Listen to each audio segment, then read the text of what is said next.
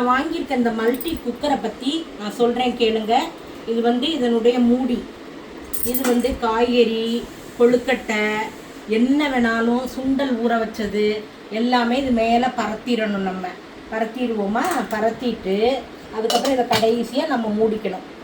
இதில் வந்து நம்ம வீட்டில் எவ்வளோ சாதம் வடிக்கிறோமோ 2 பேருக்கு இதில் தாராளமாக 3 பேருக்கு சாதம் பண்ணலாம்.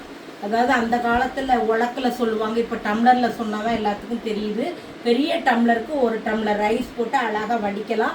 இந்த ஹோல்ஸ் வழியாக தண்ணி பூரா கீழே விழுந்துடும். அப்புறம் நம்ம மேலாக சாதம் அழகாக வடித்த சாதம் பொலன்னு இருக்கும்.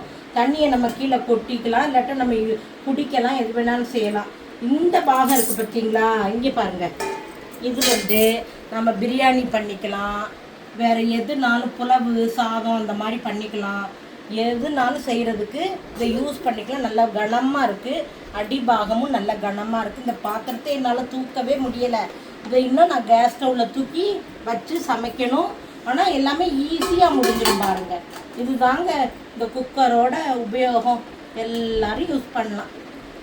பிபி டேஸ் multi cooker Venkatesh Bhat sir கண்டுபிடிச்சதுக்கு ரொம்ப தேங்க்ஸ்.